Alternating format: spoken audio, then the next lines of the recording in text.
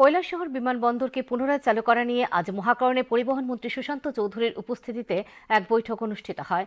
ছিলেন airport authority of ইন্ডিয়ার উত্তর পূর্বাঞ্চলের আঞ্চলিক নির্বাহী পরিচালক জ্ঞান বাত্রা, এমবিবি বিমানবন্দরের অধিকর্তা কৃষ্ণমোহন নেহরা, প্রাক্তন অধিকর্তা কেসি মিনা প্রমুখ।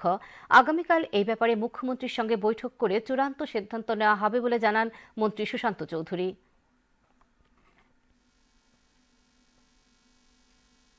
কৈলাসহর এয়ারপোর্টকে কি করে চালু করা যায়, যেটা দীর্ঘদিন ধরে আলোচনার মধ্যে রয়েছে, সে বিষয়ে এখানে আলোচনা হয়েছে।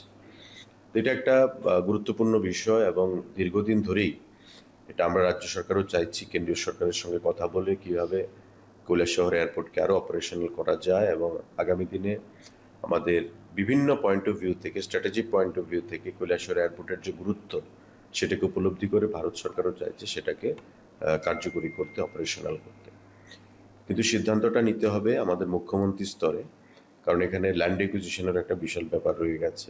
তো স্বাভাবিকভাবেই অর্থনৈতিক ইনভলভমেন্ট সেখানে রয়েছে, যেটা মুখ্যমন্ত্রী, অর্থমন্ত্রী, অর্থ দপ্তরের সেখানে আধিকারিকগণ বসে আমাদেরকে আলোচনা করেই সেই সিদ্ধান্ত গ্রহণ করতে হবে।